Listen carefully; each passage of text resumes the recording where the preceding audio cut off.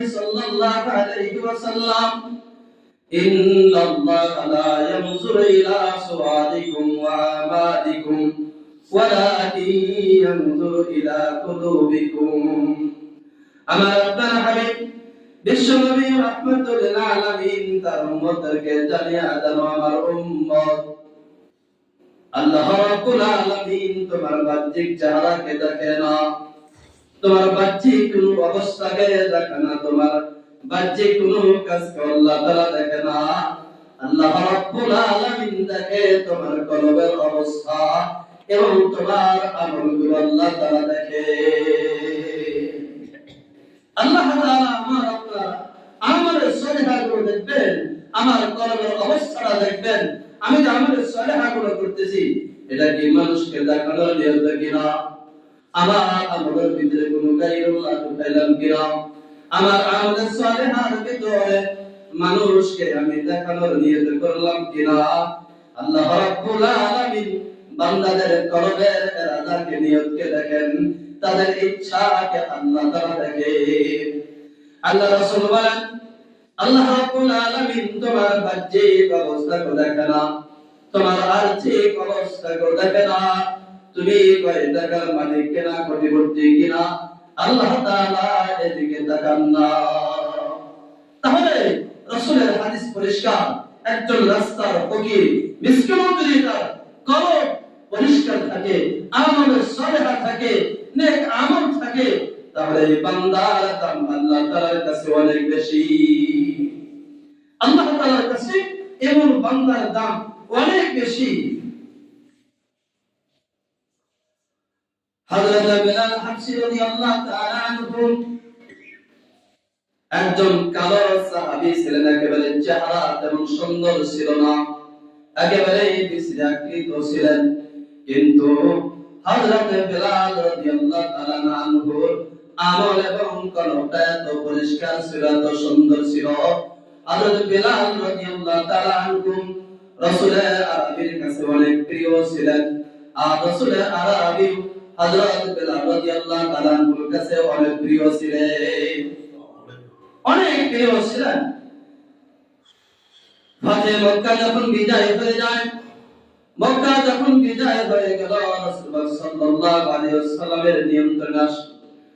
আমাদের রাসূল পাক সাল্লাল্লাহু আলাইহি ওয়াসাল্লামের হাতে যখন পুরো মক্কা যখন চলে আসলো, আল্লাহ রাসূল সাল্লাল্লাহু আলাইহি ওয়াসাল্লাম হযরত বিলাল রাদিয়াল্লাহু তাআলাকে আদেশ করলেন, হে বিলাল, তুমি মসজিদে গিয়ে বাইতুল্লাহ শরীফে গিয়ে কাবা করে গিয়ে তুমি যে আযান দাও, বাইতুল্লাহ শরীফে গিয়ে কাবা শরীফে গিয়ে তুমি আযান দাও। হযরত বিলাল রাদিয়াল্লাহু তাআলা আনহু ছিলেন মদিনার মুয়াজ্জিন। আল্লাহ রাসূল বলেন, বিলাল তুমি যাও, তুমি তো ইসলামের জন্য অনেক কষ্ট করেছো, অনেক মুজাহাদা তুমি করেছো, আজকে তুমি বাইতুল্লাহ শরীফের ছাদের উপরে গিয়ে আযান তুমি দিয়ে দাও। হযরত বিলাল রাদিয়াল্লাহু তাআলা যখন ছাদের উপর উঠে যখন আযান দিতেছিলেন, তখন কাফের মুশরিক পুরা মক্কাবাসীর ভিতরে আলোচনা শুরু হয়ে গেল, দেখো দেখো দেখো, একজন বিশ্রী কালো হাবশী গোলাম, যিনি গোলাম ছিল, আজকে দেখো তুই সে কাবা শরীফের ছাদের উপর উঠে সে আযান দিতেছে। হযরত বিলাল রাদিয়াল্লাহু তাআলা আনহু এদিকে আযান দেয়, আর আল্লাহ রাসূল সাল্লাল্লাহু আলাইহি ওয়াসাল্লাম মাঠে দাঁড়ানো ছিলেন। পাশে একটি যে ছোট বাচ্চাদের জামাত আবু যার মাহজুরা ওই জায়গায় ছিল। বিলাল রাদিয়াল্লাহু তাআলা আযান দেয়, তার আযানটা নকল করে করে আবু মাহজুরা আযান শব্দগুলো উচ্চারণ করে। বিলাল রাদিয়াল্লাহু তাআলা আযানের শব্দ যখন বলা শুরু করেন, আল্লাহু আকবার আল্লাহু আকবার, আবু মাহজুরা এভাবে আযান দেওয়া শুরু করলেন।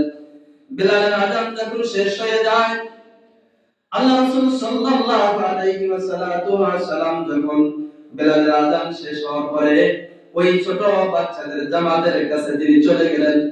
ওই জায়গায় গিয়ে জিজ্ঞাসা করেন, তোমাদের ভিতরে কে যেন বিলাল রাদিয়াল্লাহু তাআলা আযানকে নকল করে সাথে সাথে শব্দ উচ্চারণ করেছে, তিনি কে? ওই বাচ্চাদের স্বভাব হলো দেখবেন কেউ যদি অপরাধ করে কোনো কিছু করে তখন কি বলে বলেন তো দেখি? আমি করছি না, ওই করছে। পরে জিজ্ঞাসা করবো বলে আমি না ওই করছে। তখন ওই বাচ্চাদেরকে জিজ্ঞাসা করার পরে এক একজন আরেকজন কিভাবে যখন দেখায়, আল্লাহ রাসূল সাল্লাল্লাহু আলাইহি ওয়াসাল্লাম তাদের কণ্ঠ অনুযায়ী তিনি বুঝে ফেললেন। আবু মাহজুরাকে ডাকতে বললেন, আবু মাহজুরা, তুমি তো বেলাল রাদিয়াল্লাহু তাআলা আযানকে নকল করেছো না? হ্যাঁ, আমি কি করেছি? সেই আযানের শব্দগুলো, আযানের ধ্বনিগুলো আমি নকল করে করে আমি বলেছি। হযরত রাসূলুল্লাহ সাল্লাল্লাহু আলাইহি ওয়াসাল্লাম আবু মাহজুরাকে বললেন, তুমি আযানটা দাও। আবু মাহজুরা আবার যখন আযানটা দিলেন, এবার আল্লাহ রাসূল সাল্লাল্লাহু আলাইহি ওয়াসাল্লাম তিনি আবু মাহজুরার মাথা এভাবে চুলগুলো ধরে ওই বাইতুল্লাহ শরীফের দিকে তিনি নিয়ে গেলেন। আর আবু মাহজুরাকে বললেন, আজকে থেকে তুমি এই বাইতুল্লাহ শরীফের মুয়াজ্জিন, তুমি আযান দিবা। বিলাল তো হলো মদিনা মসজিদের মুয়াজ্জিন, বিলাল তো আযান দিবে সেই মদিনা মসজিদে। আবু মাহজুরা কে যখন মুয়াজ্জিন বানানো হয়, আবু মাহজুরার সাথে সাথে কালিমা পাঠ করে রাসূল পাক সাল্লাল্লাহু আলাইহি ওয়াসাল্লামের হাতে তিনি মুসলমান হয়ে গেলেন। সুবহানাল্লাহ। আবু মাহজুর তখন সাথে সাথে তিনি কালিমা পাঠ করে মুসলমান হয়ে গেলেন। আর আবু মাহজুরা হলেন বাইতুল্লাহ শরীফের মুয়াজ্জিন, আর বিলাল রাদিয়াল্লাহু তাআলা হলেন মদিনা মসজিদের কি মুয়াজ্জিন। বিলাল মাহজুরা মসজিদের বাইতুল্লাহ শরীফে আযান দেয়, বিলাল রাদিয়াল্লাহু তাআলা মদিনা মসজিদে আযান দেয়। দেখেন আল্লাহ রাব্বুল আলামিন তাদের প্রত্যেকের কলবের অবস্থা দেখে খেয়াল করেন। বিলাল এত হাবশী কালো ছিলেন, এত বিশ্রী ছিলেন, কিন্তু তার মর্যাদা সম্মান, তার কি পরিমাণ সম্মান আল্লাহ তাআলা তাকে দিয়েছেন, কি পরিমাণ ইজ্জত তাকে আল্লাহ তাআলা দিয়েছেন। এভাবে ইতিহাসের পাতায় অনেক বুজুর্গদের যে ইতিহাস পড়লে দেখা যায়, তাদের একেবারে চেহারা তেমন সুন্দর ছিল না, একেবারে বিশ্রী ছিল, কিন্তু তাদের আমল আকলাক সুন্দর হওয়ার কারণে, তাদের কলবটা পরিষ্কার থাকার কারণে তাদের মর্যাদা আল্লাহ তাআলার কাছে অনেক বেশি। আরেকজন হযরত লোকমান আলাইহিস সালাতু ওয়াস সালাম, তার চেহারাটা একেবারে সুন্দর ছিল না, কালো ছিল, বিশ্রী ছিল। তিনি একজন দাস ছিলেন, গোলাম ছিলেন, হাবশী ছিলেন। হযরত লোকমান আলাইহিস সালাতু ওয়াস সালাম তার মালিক যখন তাকে একটি গ্রামের বাগানের মালিকের বাগানের যখন চর্চা করার জন্য তাকে দায়িত্ব দেওয়া হয়, হযরত লোকমান আলাইহিস সালাতু ওয়াস সালাম এত আমানতের সাথে, এত ইখলাসের সাথে ওই বাগানকে তিনি পরিচর্যা করতেন, বাগানকে দেখাশোনা করতেন। কিন্তু এই বাগানের উন্নতি শুধু বাড়তেই থাকে। এই বাগান দ্বারা তার মালিকের কোটি কোটি টাকার মালিক হয়ে গেলেন। বাগানের উন্নতি শুধু উপর দিকে চলে চলছে, উপর দিকে শুধু বাড়তেছে। হযরত লোকমান আলাইহিস সালাতু ওয়াস সালামের মুনিবেন হযরত লোকমান আলাইহিস সালাতু ওয়াস সালামকে বলেন, আমি তো তোমার সেই গ্রামের বাগানকে দেখার জন্য আমি অমুক দিন চলে আসব। মুনিব তার বাগানকে পরিচয় দেখার জন্য গ্রামে চলে গেলেন, শহর থেকে গ্রামে চলে গেলেন। অনেক আশা নিয়ে, অনেক ভরসা নিয়ে, অনেক দিয়ে পরিতৃপ্ত অর্জন করার জন্য গ্রামের বাগানে গেলেন। এবার তার সেই বাগানের পরিচর্যাকারী লোকমান আলাইহিস সালাতু ওয়াস সালামকে বললেন, আমি তো শহর থেকে গ্রামে আসছি আমার এই বাগানের সবচাইতে সুস্বাদু ফলগুলো ভক্ষণ করার জন্য। এ লোকমান, আমি তো তোমাকে বাগানের পরিচর্যা করার জন্য দায়িত্ব দিয়েছি। দেখো এই বাগানের ভিতরে কোন গাছের ফলটা বেশি সুস্বাদু, যে গাছের ফলটা অনেক স্বাদ হবে, অনেক মজা হবে, সুন্দর হবে, সেই গাছের ফলটা তুমি আমার কাছে নিয়ে আসো। হযরত লোকমান আলাইহিস সালাতু ওয়াস সালাম বাগানের ভিতরে ঢুকে কিছু ফল নিয়ে আসলেন, মালিকের সামনে উপস্থিত করে বললেন, এই যে মালিক, আপনার জন্য আমি ফল নিয়ে এসেছি। এবার মালিক অনেক আশা নিয়ে তৃপ্তি সহকারে ফলটা যখন তার মুখে দিলেন, সাথে সাথে তার মুখটা ত্বকে এবং তিতা ভরপুর হয়ে গেল। এবার মালিককে লোকমান আলাইহিস সালাতু ওয়াস সালামকে জিজ্ঞাসা করলেন, এ লোকমান, আমি তোমাকে এই বাগানের পরিচর্যা করার জন্য 1 বছর, 2 বছর, 3 বছর নয়, আমি তোমাকে 12 বছর যাবত এই বাগানে তোমাকে ডিউটিতে আমি নিযুক্ত করেছি, আজও পর্যন্ত তুমি কোন গাছের ফল কেমন কিনা এটা বলতে পারো না? হযরত লোকমান আলাইহিস সালাতু ওয়াস সালাম বলেন, তার মালিককে ডাক দাও, আমার মালিক, না না, আমি তো এটা বলতে পারি না। আপনি তো আমাকে এই কাছে এই বাগানকে পরিচর্যা করার জন্য নিযুক্ত করেছেন, কিন্তু এই বাগানের ফল খাওয়ার জন্য আপনি আমাকে অনুমতি দেন না। হাজারো হাজারো ফল এই বাগানের ভিতরে উপরে থাকে, আমি লোকমান আজ পর্যন্ত এই 12 বছরের ভিতরে আপনার এই বাগান থেকে একটি ফল আমার মুখে দেই না। তাদের আমল কত সুন্দর ছিল, তাদের আমল কত সুন্দর ছিল, তাদের কলমটা কত সুন্দর ছিল। একজন মানুষ 12 বছর তিনি একটি বাগানের ডিউটি পালন করেছেন, আর ওই গাছে তিনি ফল খান নাই, এটা কি চারটাখানি কথা না? এবার মালিক অবাক হয়ে গেলেন। এবার মালিক চিন্তা করেন, আমার এত উন্নতি, আমার এত টাকা পয়সার মালিক হওয়ার মূল কারণ হলো এই আমানতদারিতা। তাই আমানতের কারণে আমার এই বাগানের এত উন্নতি হয়েছে। হযরত লোকমান আলাইহিস সালাতু ওয়াস সালাম তিনি কত বড় একজন আল্লাহর নবী ছিলেন। দেখেন, আল্লাহ রাব্বুল আলামিন হযরত লোকমান আলাইহিস সালাতু ওয়াস সালামের সামনে দুইটি জিনিস উপস্থাপনা করলেন। হে আমার লোকমান, এই দুইটি জিনিসের যে কোনো একটা তুমি গ্রহণ করবা, দুইটা তুমি গ্রহণ করতে পারবে না। একটা হলো নবুয়ত আর একটা হলো হিকমত। লোকমান আলাইহিস সালামের সামনে যখন দুইটা জিনিস পেশ করলেন, আর আল্লাহ তাআলা বলেন, হে লোকমান, যে কোনো একটা তুমি গ্রহণ করতে পারবা, দুইটা গ্রহণ করতে পারবা না। লোকমান আলাইহিস সালাম হিকমতকে গ্রহণ করলেন, নবুয়তকে গ্রহণ করেন নাই। এইজন্য দেখবেন কিছু কিছু রাওয়াতে পাওয়া যায়, কিছু সংখ্যক উলামা তারা বলেন লোকমান আলাইহিস সালাম তিনি একজন নবী ছিলেন। ওই যে আল্লাহ তাআলা তাকে নবুয়তের দায়িত্ব দিয়েছিলেন, কিন্তু তিনি গ্রহণ করেন নাই। তিনি হিকমতকে গ্রহণ করলেন।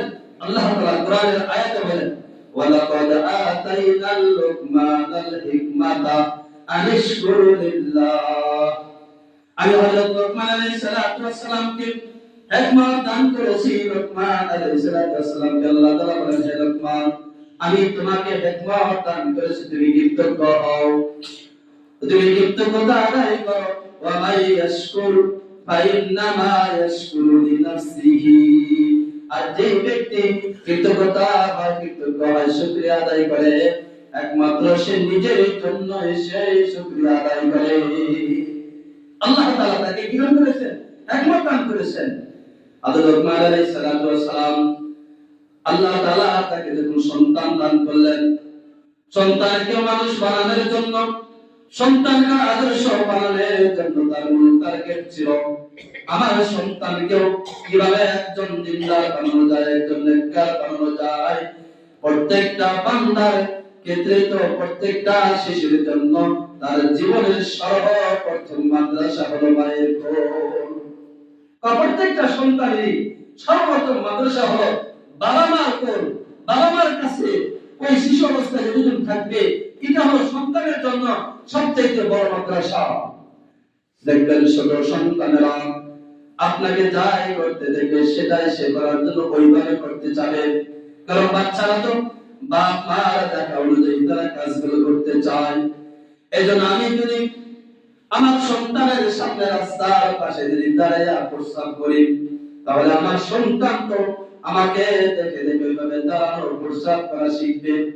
আমি যদি ধূমপান করি, নেশা করি, আমার সন্তান তো এর চাইতে আরো বড়টা খাওয়ার জন্য চেষ্টা করবে, নেশা গাঁজা মদ ইত্যাদি খাওয়ার জন্য চেষ্টা করবে। এই জন্য আমি যদি ভালো হই, আমার চরিত্র যদি ঠিক হয়, আমার আখলাক যদি ঠিক হয়, আমার সন্তান আমাকে দেখে দেখে শিখবে। দেখবেন বিভিন্ন রেল স্টেশনে, বিভিন্ন জায়গায়, যেগুলো জায়গায় প্রস্রাব করার জায়গা আছে, দাঁড়িয়ে প্রস্রাব করা। একজন ওস্তাদ তিনি একটা ঘটনা বলতেছিলেন, যিনি বলতেছিলেন, আমি যখন বিমানবন্দরে গেলাম, বিমানবন্দরে যাওয়ার পরে একটা পরিবারের দিকে লক্ষ্য করলাম, ওই যুবকটা প্রস্রাব করার জন্য টয়লেটে ঢুকে গেল, এবং ওই জায়গায় দেখে বাবা দাঁড়িয়ে প্রস্রাব করতেছে, সন্তান ওই প্রস্রাবখানার গেটে দাঁড়িয়ে বাবাকে দেখে বাবা কিভাবে প্রস্রাব করে। বাবা যখন প্রস্রাব করা শেষ হয়, এবার সন্তান বাবাকে প্রশ্ন করে, বাবা আমিও প্রস্রাব করবো।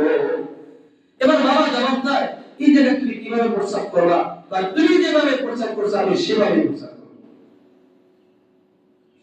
এবার বাবা বলে, তুমি তো এই জায়গায় দাঁড়িয়ে থাকতে, দাঁড়িয়ে ওটাকে তুমি কিভাবে না ওখানে প্রস্রাব করার জন্য তুমি তো ওটা লাগু পাইবা না, তুমি কিভাবে প্রস্রাব করবা?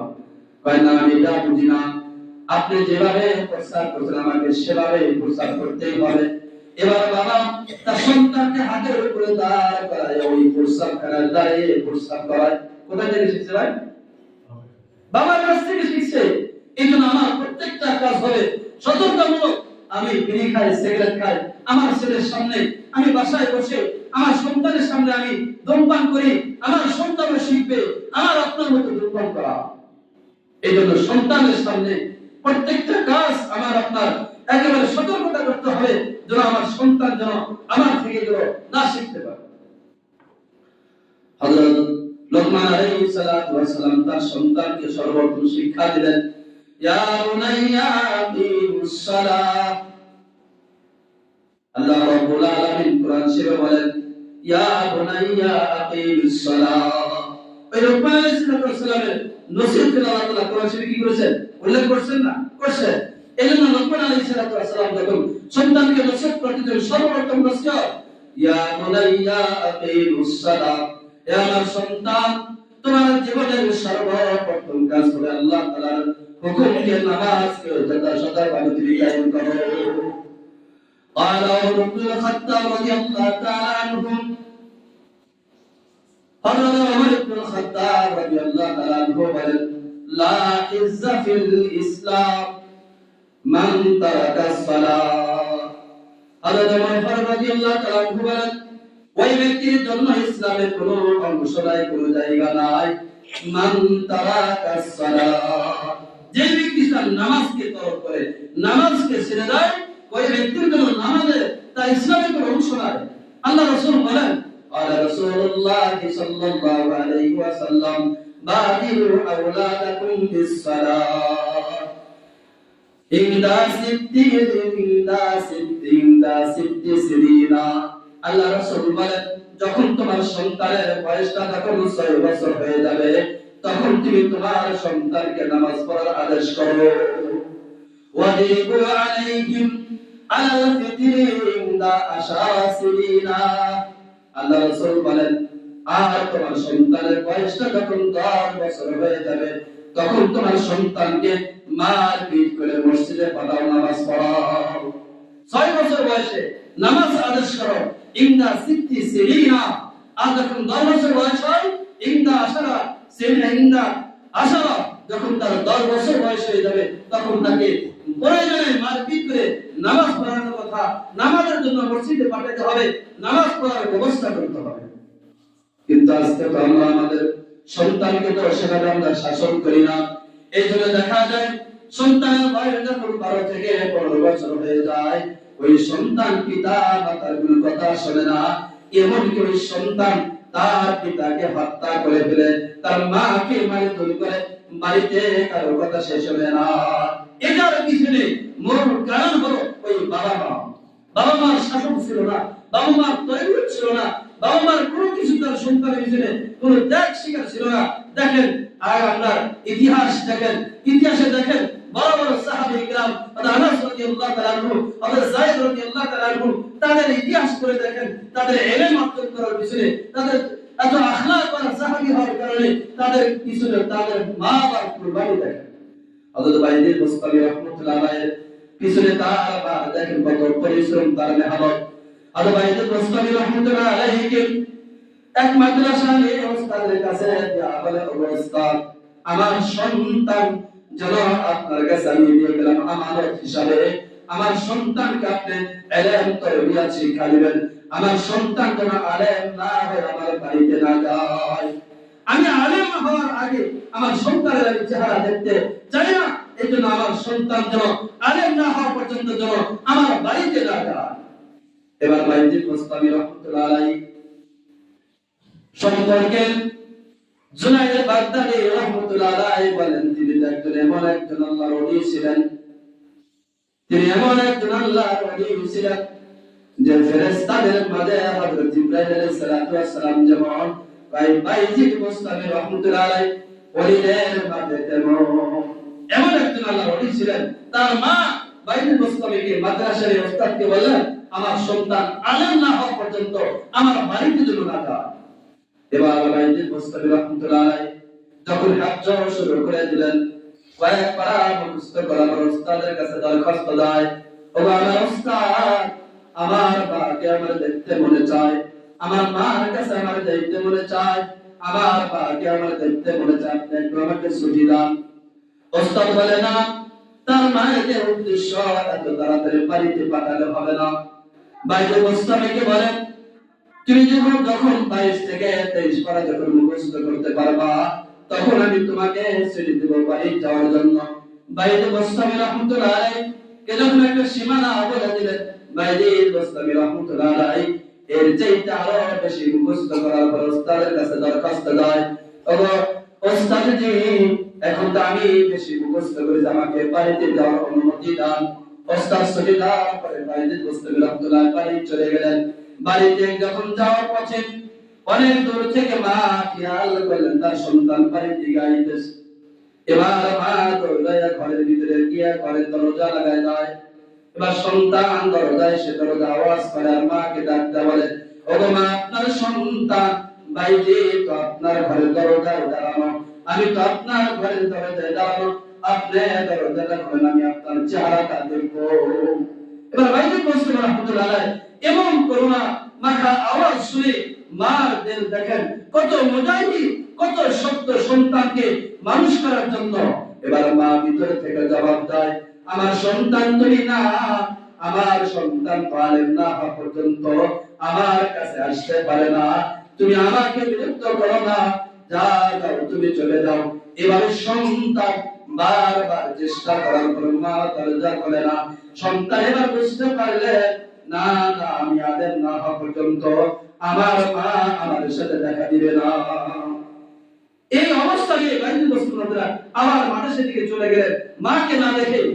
এবার মাদ্রাসায় গিয়ে তিনি হাফেজ হলেন, আলেম হলেন, মুহাদ্দিস এলেমের সাগর যখন অর্জন করলেন, এবার ওস্তাদ জিকে বলেন, ও ওস্তাদ, এখন বুঝি আমার বাড়িতে যাওয়ার সময় হয়েছে?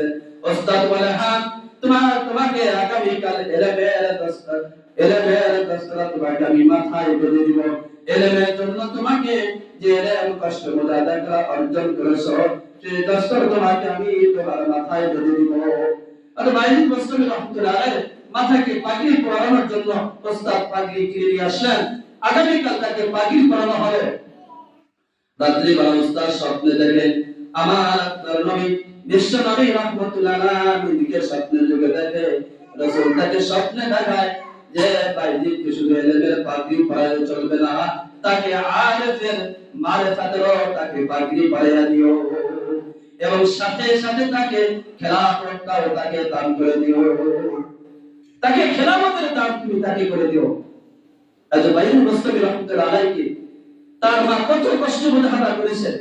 বাইজিদ মুস্তামি রাহমাতুল্লাহ আলাইহি যখন এই পাগড়ি পরা অবস্থায় যখন বাড়িতে চলে আসলেন, এসে দেখে মা অসুস্থ অবস্থায় বিছানায় শুয়ে আছে। এবার মা তার সন্তানকে বলে, ও আমার সন্তান, তুমি পানি নিয়ে এসে আমাকে ওযু করে দাও, আমাকে নামাজে বসায়া দাও। এবার সন্তান সে পানি নিয়ে এসে ওযু করায়া মাকে নামাজে বসায়া দিলেন। মা 9 রাকাত নামাজ পড়ায়া সিজদারত অবস্থায় আল্লাহ তাআলাকে ডাকতে বলে, ও আল্লাহ, আপনার কাছে দরখাস্ত করেছিলাম আমার সন্তান যেন আলেম না হয়ে আমার সাথে দেখা না করে, সে আশা তো আপনি পুরা করেছেন। আমি তো অসুস্থ, আমি যদি দুনিয়াতে জীবিত থাকি তাহলে আমার খেদমত করার জন্য আমার সন্তানকে আদেশ করতে হবে। আমি চাই আমার সন্তান দ্বারা দুনিয়াবি কোনো কাজ করাবো না। ও আল্লাহ, আমার সন্তানকে আমি চাই দিনের কাজ করার জন্য, আপনি আমাকে দুনিয়া থেকে নিয়ে যান। বাইজিদ মুস্তামি যখন মা যখন সিজদার অবস্থায় যখন এভাবে কান্না মাখাতে করতে আল্লাহর কাছে দোয়া করতেছিলেন, তার দোয়া শেষ করতে দেরি হয় নাই। আল্লাহ তাআলা তাকে সাথে সাথে তার জান্নাতকে কবজ করে দিলেন, তার মা সাথে সাথে জান্নাতে চলে গেলেন। তাদের কত মুজাহাদা আজকে আমাদের সন্তানের পিছনে, মুজাহাদা নাই, ইলম শিক্ষা করার পিছনে আমাদের কোনো কষ্ট নাই, আমাদের কোনো মেহনতের কোনো কি নাই, অগ্রসর নাই। আমরা চাই আমার সন্তানকে আদব আখলাকের দিক দিয়ে অনেক করতে, কিন্তু সন্তানের পিছনে আমার আপনার কোনো মেহনত নাই। আমার সন্তান কিভাবে হবে? আপনি একটা গাছের চারা লাগিয়েছেন, এই গাছের পিছনে আপনার যত্ন নাই, আপনি পরিচর্যা করেন না, গাছটা তো তেমন সুন্দর হবে না, গাছটা তো বড় হবে না। কিন্তু গাছটা সোজা সুন্দর হওয়ার জন্য এখানে আপনার যেমন পরিচর্যা দরকার, আপনার সন্তানও যেমন আদব আখলাক চরিত্রবান হওয়ার জন্য এই জায়গা আপনার পরিচর্যা দরকার আছে কিনা ভাই? এই জন্য আমাদের প্রত্যেকের সন্তানের পিছনে মেহনত করতে হবে, চেষ্টা করতে হবে। আল্লাহ তাআলা আমাদের সকলকে যেন, আমাদের প্রত্যেকের সন্তানগুলো যেন আদব আখলাক করা হয় সেই হিসেবে কবুল করে নেন। দেরি হয়ে গেছে, যারা তোমার তারা কাজ করছেন করে দিন।